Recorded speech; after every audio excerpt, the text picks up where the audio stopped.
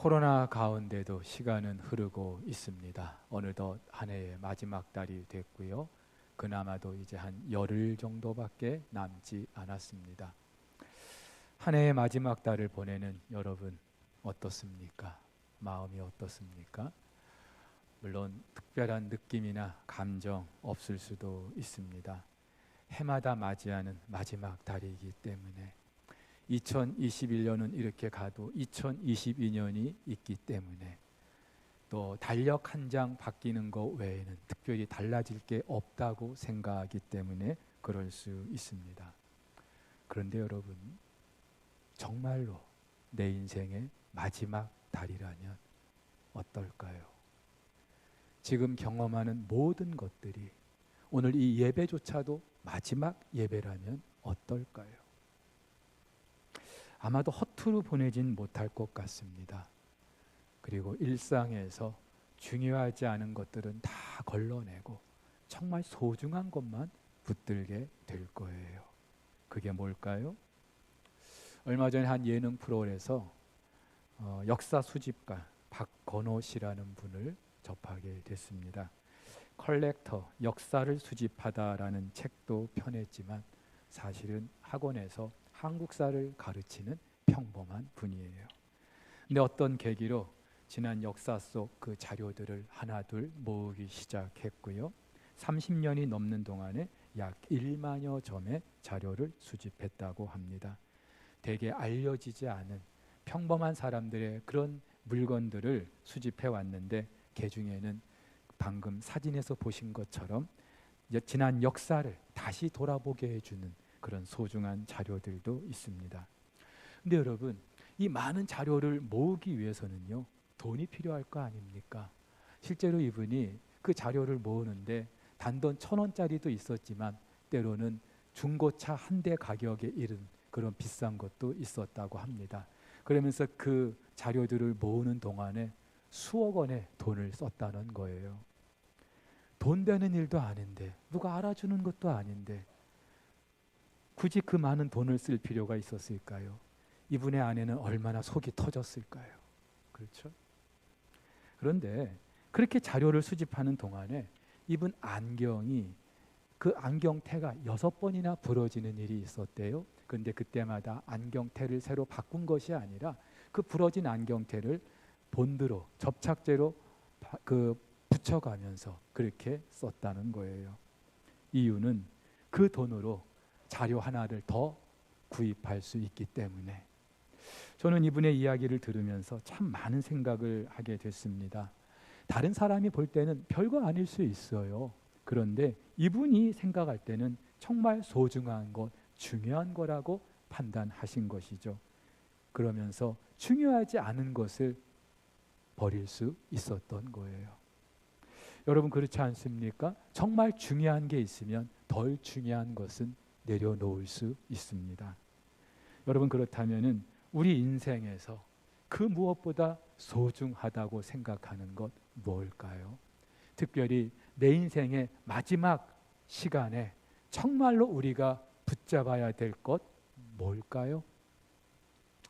베드로는 로마의 박해가 극심했던 때 모든 그리스도인이 엄청난 핍박과 고난을 받고 있을 때 사도로 활동을 했습니다.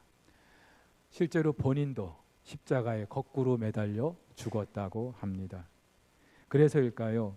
자신의 그 짧은 편지에서 유난히 고난이라는 이 단어를 많이 언급하고 있습니다. 당연히 이 고난을 잘 견디고 이겨낼 것을 말하고 있죠. 그런데 여러분, 우리 그리스도인이 이 고난을 잘 견뎌내야 될 정말 중요한 이유, 베드로는 만물의 마지막이 가까이 왔다라고 말하고 있습니다.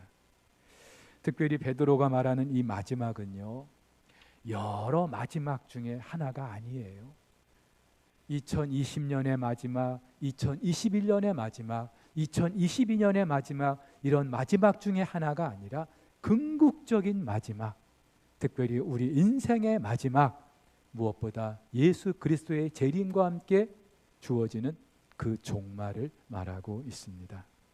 그런데 아무리 이렇게 말해도 사실 별 위기감을 같지 않을 수도 있습니다. 왜냐하면 베드로가 그렇게 마지막이라고 말했던 때로부터 2000년이나 지났기 때문에, 그런데도 아직 마지막이 아니라고 생각하기 때문에 해마다 마지막 했을 거 아니에요. 저 어렸을 때도 어른들 말세지 말이라고 얘기했는데 지금도 마지막이라고 말하지 않습니까? 더군다나 이 마지막이라는 게 너무나 막연해요. 달력에서 12월처럼 그렇게 딱 정해져 있으면 모르는데 너무나 막연해요. 근데 여러분, 말씀드렸습니다. 만물의 마지막과 내 삶의 마지막은요, 별개의 것이 아닙니다. 내 개인의 종말과 우주의 종말은요, 서로 다른 게 아니에요. 내 개인의 마지막 날이 곧 우주의 마지막 날이기 때문이죠. 그렇다면은 그 마지막 때 저와 여러분들이 해야 될 일이 뭘까요? 정말로 소중하게 붙잡아야 될 것이 무엇일까요? 오늘 베드로 이렇게 말합니다. 첫 번째로 정신을 차리고 근신하여 기도하라고 합니다. 너무나 당연한 말이죠. 아무리 강조해도 지나치지 않습니다. 왜요? 기도는요, 우리 그리스도인이 깨어 있다는 것을 증명해 주는 것이기 때문에 예수님께서도 그 제자들에게 시험에 들지 않게 깨어 기도하라고 하셨잖아요. 무엇보다도 마지막이에요. 이 마지막 때 우리가 기도하는 것만큼 더 중요한 게 뭐가 있을까요? 무엇보다도 그 마지막이 언제인지 우리는 모르잖아요. 아침에 웃는 얼굴로 출근했던 남편, 저녁에 싸늘한 시신이 돼 올 수도 있어요. 어제 만나서 맛있게 식사했던 그 친구, 오늘 부고장을 받을 수도 있는 게 우리 인생이에요. 그날이 마지막이라고 누가 생각이나 했을까요? 그렇다면 여러분, 매일이, 오늘 하나님께서 우리에게 주신 이 매일이 마지막인 줄 알고 그렇게 살아야 할 거예요. 그리고 이때 다른 무엇보다도 기도하는 것만큼 더 급하고 더 우선되고 더 중요한 일이 있겠습니까? 무엇보다도요, 우리 하나님께서 우리 영혼을 받아주실 터인데 우리 영혼을 받아주실 그 하나님께 엎드려 기도하는 것만큼 더 소중한 일이 있겠습니까? 그래서 바울이 말합니다. 모든 기도와 간구를 하되 항상 성령 안에서 깨어 기도하고 이를 위하여 깨어 구하기를 항상 힘쓰라고요. 항상 기도하라고요. 항상 깨어 구하라고요. 그런 면에서 이 한 해를 마무리하면서 새벽마다 우리가 기도의 자리를 찾게 된 것 너무나 감사한 일이 아닐 수 없습니다. 한 해의 마지막일 수도 있지만 어쩌면 저와 여러분들의 정말로 마지막이라고 생각되는 그 시간, 기도로 우리가 보내고 있기 때문이죠. 자, 그런데 여러분, 오늘 베드로는요, 기도하되 근신하여 기도하라고 합니다. 근신하다는 게 무슨 말이에요? 오늘 설교 제목이 주님 맞을 준비입니다. 지난 2000년 전 이 땅에 오신 그 예수 그리스도, 그 예수님을 맞이할 준비 어떻게 해야 했습니까? 세례 요한은 그 백성들에게 뭐라고 외칩니까? 회개하라, 천국이 가까이 왔느니라. 그렇죠? 예수님 맞이할 준비, 회개하며 기도하는 것보다 더 중요한 게 없다고요. 우리가 새벽에 하나님, 내 건강을 지켜주십시오. 내 가정에 물질을 좀 주십시오. 우리 아이 학교에 합격하게 해주십시오. 구할 수 있는 제목이 너무나 많아요. 하지만 여러분, 정말로 내 인생의 마지막이라면 하나님, 내 죄를, 내 허물을 용서해 주십시오. 이것을 구하는 것보다 더 급한 것이 있겠습니까? 자, 그런데 이렇게 기도하면서 저와 여러분들이 반드시 실천해야 될 것이 있어요. 그것은 바로 서로 사랑하는 것입니다. 서로 사랑하는 거예요. 사랑했던 사람이면 더 사랑하는 것이고요. 소원했거나 상처가 있었던 사람이면 그 관계 회복을 위해서 힘써야 하는 거예요. 예수님도 그러셨어요. 성경이 이렇게 말합니다. 유월절 전에 예수께서 자기가 세상을 떠나 아버지께로 돌아가실 때가 이른 줄 아시고 세상에 있는 자기 사람들을 사랑하시되 끝까지 사랑하셨다고요. 예수님께서도 당신이 이 땅을 떠날 때가 된 것을 아시고 자기 사람들을 사랑하시되 끝까지 사랑하셨다고요. 예수님의 그 사랑이 어떻게 나타났어요? 당연히 십자가 사건이죠. 저와 여러분의 죄를 대신하여 십자가의 죽으심으로 하나님께서는 우리를 향한 그 당신의 사랑을 확증해 주셨습니다. 그래서 바울이 말하죠. 우리가 아직 죄인 되었을 때에 그리스도께서 우리를 위하여 죽으심으로 하나님께서 우리에 대한 자기의 사랑을 확증하셨느니라.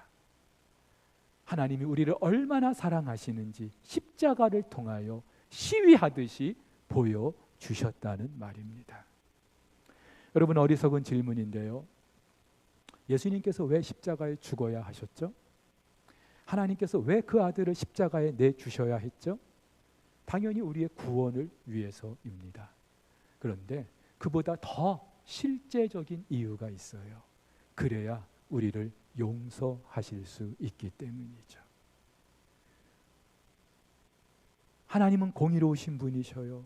그 어떤 죄의 대가를 지나칠 수 없는 분이에요. 근데 그 죄의 대가를 하나님 당신이 직접 치러 주신 거예요. 피 흘림이 없이는 사함이 없기 때문에. 여러분, 우리를 향한 그 하나님의 사랑, 그 사랑의 활용점정, 하이라이트, 바로 용서인 줄로 믿습니다. 근데 저는요, 하나님이 우리를 왜 용서하셨을까? 당연히 우리를 위해서겠죠. 근데 이런 생각도 해봤어요. 하나님 당신을 위해서도 용서하시지 않았을까? 왜요? 용서하지 못하는 그 마음을 품고 있는 것만큼 지옥 같은 고통이 없기 때문이죠. 마샤 다미안의 아툭이라는 동화가 있습니다. 이 아툭이라는 에스키모 꼬마가 어느 생일날 아빠로부터 타룩이라는 그런 썰매개를 선물로 받습니다. 이 아툭과 썰매개 타룩은요, 서로 친구처럼 그렇게 지냅니다. 그런데 어느 날 이 썰매개 타룩이요, 푸른 늑대에게 잡혀 죽습니다. 병들어 죽게 된 것도 아니고 늑대에게 물려 죽은 거예요. 이 어린 아툭은 너무나 충격이었어요. 그토록 사랑했는데 너무나 슬펐어요. 그러면서 어린 마음에도 내가 저 늑대를 반드시 죽이고 말 거야, 그렇게 결심합니다. 그래서 아직 어린 이 아툭은요, 늑대를 죽이기 위해서 매일 화살을 쏘는 연습, 창 던지는 연습을 합니다. 그러는 사이에 키도 자라고 사냥 솜씨도 마을에서 인정받을 정도가 됐어요. 그리고 드디어 때가 되어서 아툭은 그 푸른 늑대를 죽입니다. 근데 이상하죠? 그토록 벼르던 늑대를 죽였는데, 통쾌해야 하는데 하나도 기쁘지 않은 거예요. 하나도 기쁘지 않은 거예요. 오히려 주변 사람들이 그런 아툭을 보면서 슬금슬금 피하기 시작합니다. 아툭은 너무나 외로웠고 너무나 슬펐어요. 사랑이라는 그 이유만으로 그 기나긴 시간 복수의 칼날을 갈아왔는데 결국 그 분노와 살육이 이 아툭의 삶을 망가뜨려 놓았던 거죠. 그 분노와 살육은 아툭에게 아무런 기쁨도 주지 못했던 거예요. 그러던 어느 날입니다. 이 아툭이 눈 속에 핀 작은 꽃 한 송이를 보게 돼요. 보아하니 누구 한 사람 돌봐줄 그런 상황이 아닌 거예요. 그러면서 아툭이 겨우내 아무도 돌봐줄 수 없는 이 꽃 한 송이 내가 지켜줘야지, 그렇게 마음을 먹으면서 동화는 끝이 납니다. 사랑이란 분노가 아니라, 복수하는 게 아니라 발밑에 작은 꽃을 돌보는 마음이라는 거죠. 바울이 그랬습니다. 로마의 감옥에서 이제 인생의 마지막 때를 기다리던 바울, 디모데에게 편지하는데 이렇게 말합니다. 네가 올 때에 마가를 데리고 오라. 그가 나의 일에 유익하니라. 마가를 데리고 오래요. 왜요? 바울이 1차 전도여행을 할 때 마가와 함께 갔었거든요. 근데 이 마가가 중간에 무슨 일인지 되돌아갔어요. 지금 막 전도 여행을 시작했는데 중간에 돌아가 버린 거예요. 얼마나 황당한 일입니까? 그리고 바울이 봐도 이해가 안 되는 일이었던 것 같아요. 그러면서 바울의 마음속에 저 마가 몹쓸 사람이네, 용서 못할 사람이네, 그렇게 생각하고 있었어요. 그래서일까요? 2차 전도 여행을 시작하면서 바나바가 우리 마가도 같이 데리고 갑시다 그럴 때에 안 됩니다. 마가는 절대 안 됩니다. 그러면서 그 일 때문에 바나바와 크게 싸우기도 했어요. 용서를 할 수 없었던 거죠. 그런데 그랬던 이 바울이 오늘 이 디모데서에서 그 디모데에게 네가 올 때에 마가도 데리고 오라, 그렇게 말하고 있는 거예요. 마가를 간절히 찾고 있어요. 왜 그랬을까요? 전에는 그렇게 미워했는데, 몹쓸 사람이라고 낙인을 찍었는데 왜 그럴까요? 그를 용서하기로 한 거예요. 그래, 그때 나를 버리고 되돌아갔던 것, 나는 이해가 안 되지만 마가에게는 무슨 사정이 있었겠지, 마음을 못한 무슨 사정이 있었겠지. 그런데 내가 그거를 이해를 못하고 있었네. 그 일 때문에 바나바와 크게 다투는 걸 보면서 마가가 얼마나 속이 상했을까, 상처를 받았을까. 이제 내가 주님 앞에 설 날이 얼마 안 남았는데 누구를 미워하는 게, 누구를 용서하지 못하는 게 무슨 소용이 있을까? 이제는 다 내려놔야지. 그런 마음 아니었을까요? 여러분, 혹 내 마음을 너무나 아프게 해서 도저히 용서할 수 없다고 생각하는 분 있을 거예요. 아무리 마음을 고쳐먹고 또 고쳐먹어도 안 되는 분이 있을 수 있어요. 그러나 그래도 이제는 품어야 돼요. 용서해야 돼요. 그 분노를 걷어들여야 돼요. 왜냐하면요, 우리 인생의 겨울이 다가왔기 때문이죠. 내 인생의 겨울인데 아직까지도 그 매듭을 풀지 못하는 것, 주님 앞에 설 날이 가까웠는데도 그 분노를 거두지 못하는 것, 이것만큼 부질없는 일이 또 없기 때문이죠. 무엇보다 여러분, 하나님은요, 저와 여러분이 행복하기를 원하셔요. 근데 이 행복은 관계에서 주어집니다. 그래서 하나님은요, 성삼위 하나님과의 그런 관계 속에서 지극한 친밀함을, 행복을 누리고 계시다가 당신의 형상대로 지은 우리 사람들이 그 행복을 누리게 하시려고 관계 속에 거하게 하셨던 거예요. 하나님과의 관계 속에서, 남자와 여자의 그런 관계 속에서, 사람들과의 관계 속에서. 그런데 악한 사탄이 이 모든 관계를 다 깨트려 버립니다. 하나님과의 관계도 깨트려 버리고 사람들과의 관계도 깨트려 버리고. 그래서 그날 이후 사람들은요, 가장 친밀해야 될 부자 간에도, 부부 간에도, 부모와 그 형제 간에도, 친구 간에도, 직장 동료 간에도 온통 모든 관계들이 다 깨져버렸어요. 갈수록 1인 가구가 늘어나는 이유, 혼자 하는 일이 많아지는 이유, 그만큼 깨지고 상처난 사람들이 많기 때문일 수 있어요. 교회도 마찬가지죠. 여러분, 교회는 그리스도의 몸을 이루는 지체입니다.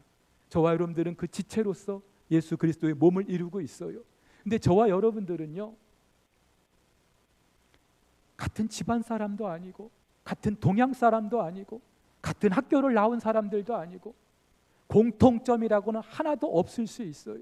무엇보다도 저와 여러분 중에 완벽한 사람 아무도 없어요. 아무도 없어요. 그런 사람들이 모여서 관계를 이루고 있어요. 당연히 문제가 생길 수밖에 없죠. 상처가 있을 수밖에 없어요. 교회가 왜 그래? 당연해요. 교회는 그런 곳이에요. 교회는요, 우리 다 공사 중인 사람들이 모여 있기 때문에 교회는 공사장일 수 있습니다. 그렇다면 저와 여러분들이 신앙생활 한다는 거요, 뭐 그렇게 거창한 거 아니에요. 이 관계를 회복하는 것, 깨진 관계를 회복해 나가는 것, 이것이 신앙생활이 아닐까요?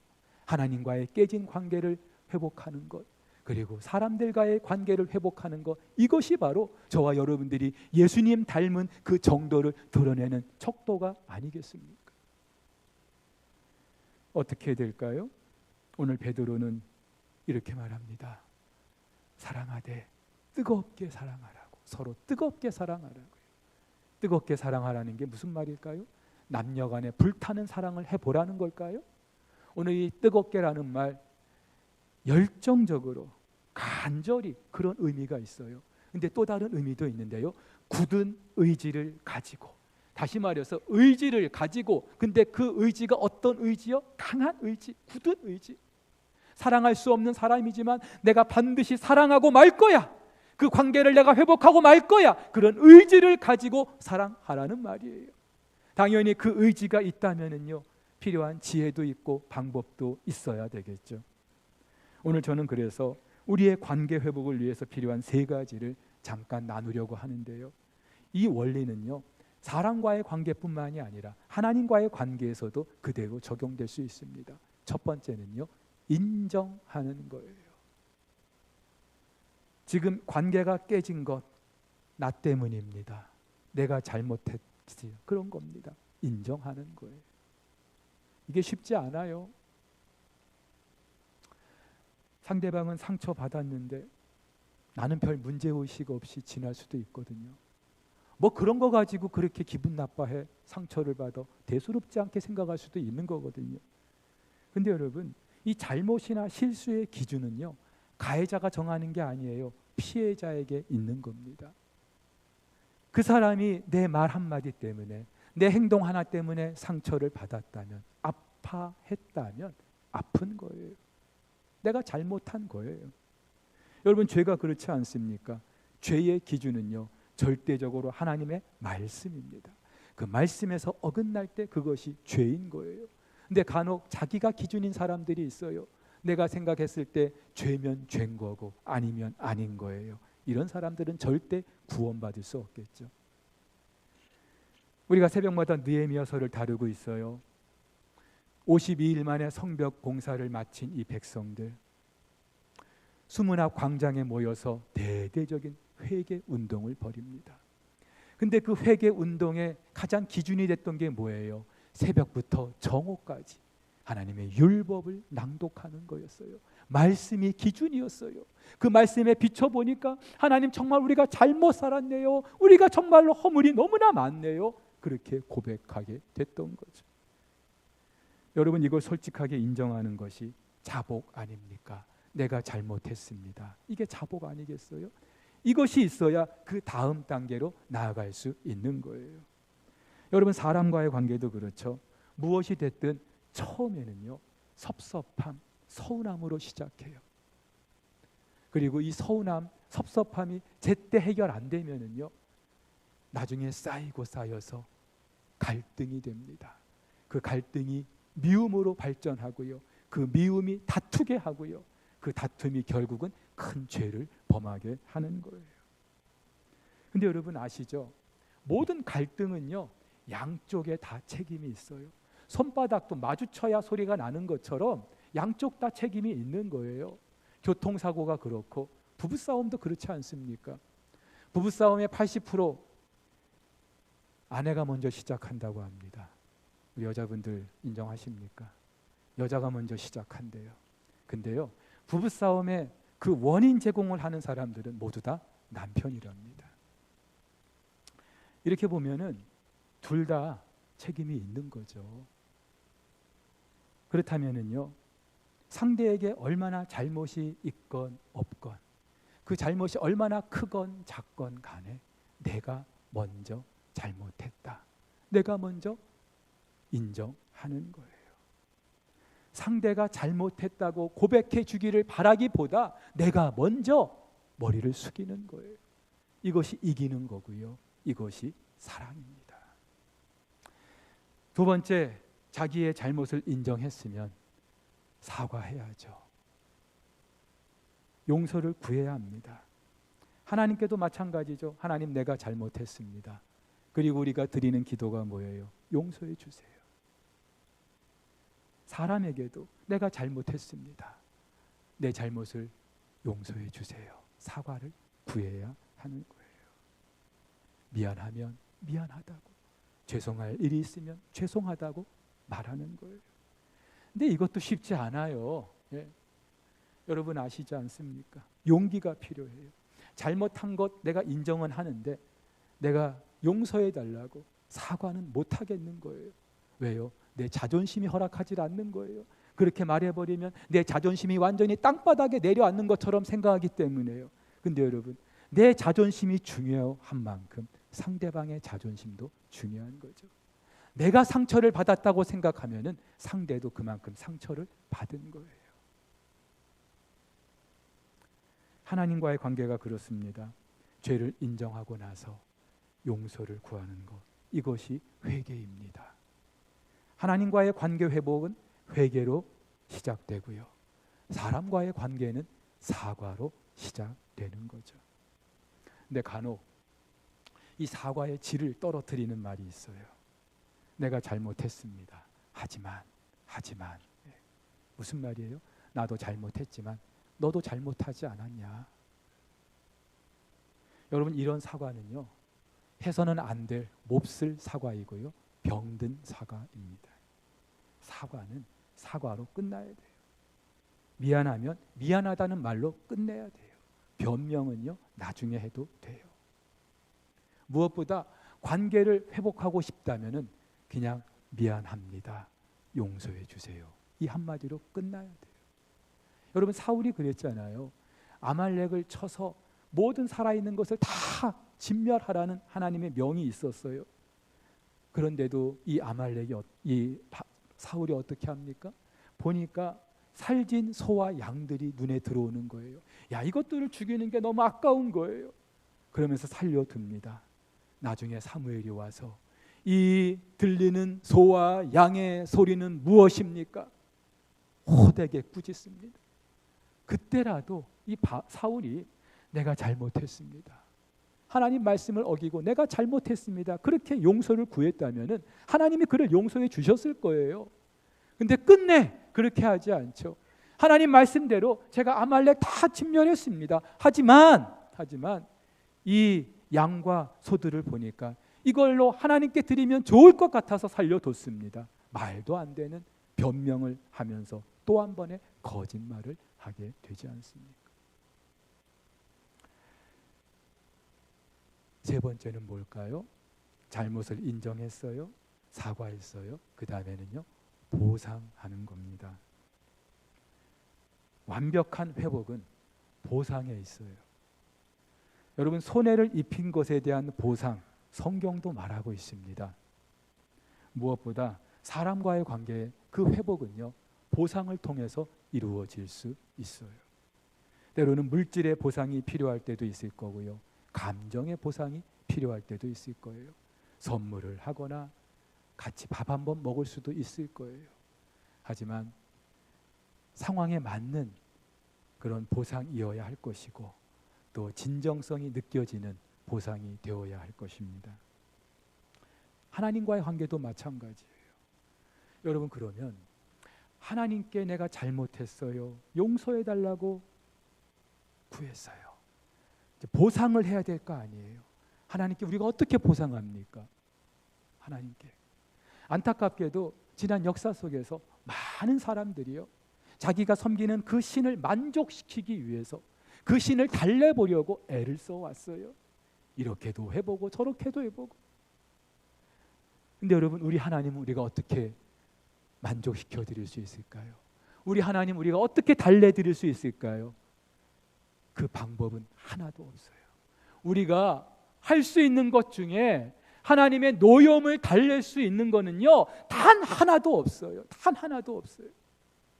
그렇다면 절망이죠. 뭔가를 해서 하나님의 마음이 풀어지면 좋을 텐데 그럴 수 있는 게 하나도 없다, 이 말이에요. 근데 여러분 아세요? 하나님이 직접 보상을 하십니다. 당신의 아들 예수 그리스도를 십자가에 내주심으로써. 하나님과의 관계가 끊어져서 상처가 나서 괴로워하고 힘들어하는 건 우리인데, 그래서 우리가 보상을 해야 하는데 보상할 게 없는 거예요. 근데 우리만큼이나 하나님도 우리와의 관계가 그렇게 끊어진 걸 힘들어하셨어요. 견디질 못하셨어요. 그래서 하나님 당신이 직접 그 아들 예수 그리스도를 십자가에 내주시는 거예요. 여러분, 이걸 신학적으로 구속 또는 대속이라고 합니다. 대신해서 보상한다는 말이에요. 영어로 랜섬이라고도 하죠. 전에 이 랜섬이라는 영화도 있었는데요. 아들이 납치가 됐는데 그 납치범에게 그 아들의 몸값으로 전해주는 그 돈, 그것이 랜섬이었어요. 마찬가지로 우리 하나님께서는요, 저와 여러분들을 죄와 사망의 그런 권세에서 우리를 구하시려고, 우리를 자유의 몸으로 만들어 주시려고 우리의 몸값으로 당신의 아들 예수 그리스도를 내주셨다는 말이에요. 그리고 그 사랑의 결과, 바로 저와 여러분의 허다한 죄를 덮어주신 줄 믿습니다. 오늘 그래서 베드로가 말하죠. 그 사랑은 허다한 죄를 덮는다고요. 여러분이 덮다라는 동사, 가리다, 감추다, 그런 말이 있어요.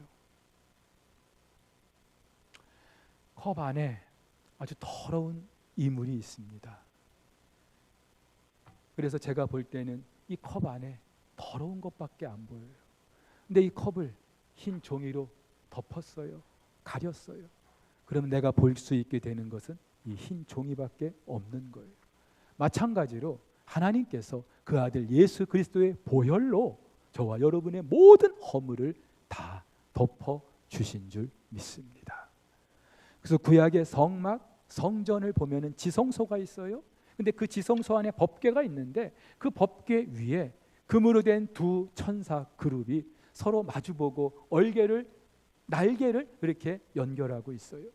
근데 그 천사들의 날개 아래, 그리고 그 법궤 위, 그 공간을 일컬어 속죄소다. 히브리어로 카포레트라고 하는데, 이 카포레트라고 하는 단어는요, 카파르라고 하는 동사, 감추다, 칠하다, 더러운 것을 칠해버려서 보이지 않게 하는 것, 바로 우리 하나님의 사랑이 그렇게 우리의 허다한 죄를 덮어주신 줄 믿습니다. 그리고 기억도 안 하신다고요. 여러분, 그렇다면 이제 저와 여러분 어떻게 살아야 될까요? 전에도 소개해드렸는데 버킷리스트라는 영화가 있습니다. 자동차 정비사 카터라는 사람과 또 사업가였던 에드워드, 이 두 사람 말기암 판정을 받고 한 병실에 입원합니다. 근데 이 두 사람이 너무나 달라요. 한 사람은 흑인이고 한 사람은 백인입니다. 한 사람은 가난한 자동차 정비사인데 또 한 사람은 아주 돈 많은 사업가예요. 한 사람은 평생 가정을 위해서 헌신해왔던 사람인데 또 한 사람은 돈 때문에 가족마저도 외면한 채 살아왔던 사람입니다. 공통점이라고는 하나도 없어요. 근데 시간이 지나면서 이 두 사람 서로에게도 공통점이 있다는 걸 알게 되죠. 지난 인생 오로지 앞만 보고 달려왔다는 것. 우리가 그렇지 않습니까? 앞만 보고 달려왔어요. 또 하나, 이제 우리 인생의 마지막 끝이 얼마 남지 않았다는 것. 우리도 그렇지 않습니까? 그러면서 이 두 사람, 우리 죽기 전에 한번 해보고 싶은 일을 하자, 일명 버킷리스트를 작성합니다.